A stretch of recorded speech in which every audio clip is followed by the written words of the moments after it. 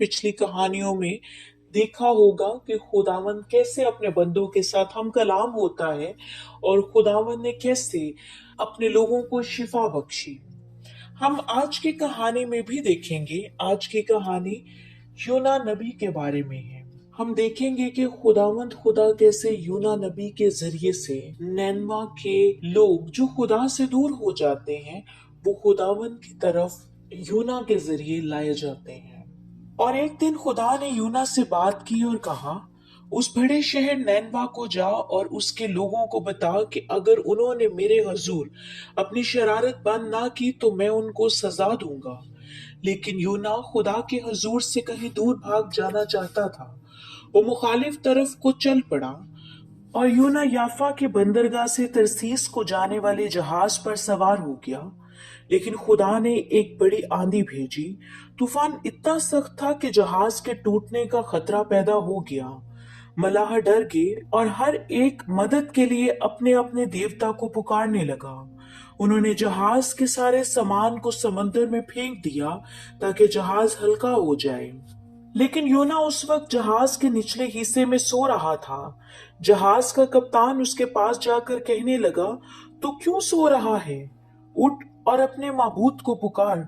हो सकता है कि वो हमारे लिए मदद भेजे और हमारी जानें बच जाएं। मला अजीबो गरीब बातें करने लगे। वो सोचने लगे कि हमारे देवता हमसे नाराज हैं और किसी को सजा देना चाहते हैं। मलाहों ने आपस में मशवरा किया कि आओ कुर्रा डालें और मालूम करें कि किसकी वजह से हम पर यह मुसीबत आई है। उन्होंने ऐसा ही किया और कुर्रा यूना के नाम का निकला। उन्होंने उससे कहा, हमें बता तू क्यों कर इस मुसीबत में फंसा है? तू यहाँ क्या कर रहा है? तू किस मुल्क का है? यूना ने जवाब दिया, मैं अब्रानी हूँ। मैं खुदावंद आसमान के खुदा से डरता हूँ जिसने जमीन और आसमान को बनाया। मैं उसी की परस्तिश करता हूँ।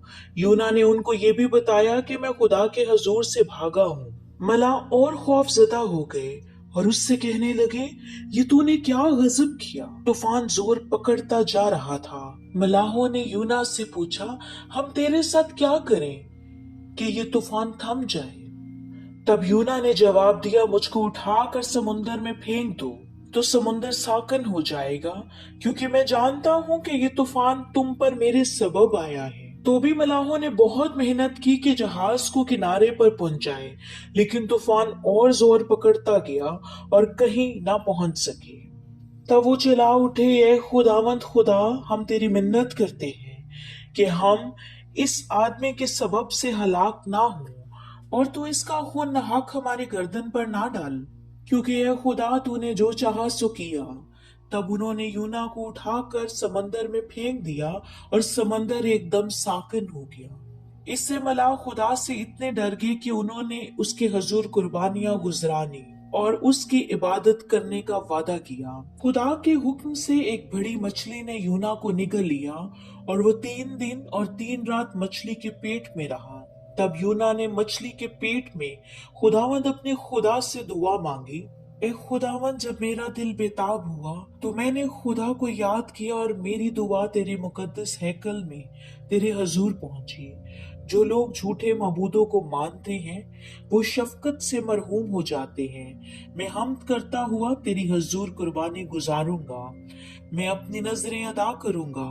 नजात खुदा की तरफ से है। तब खुदा के हुक्म से मछली ने यूना को समंदर के किनारे उगल दिया और यूना को दूसरा मौका मिलता है।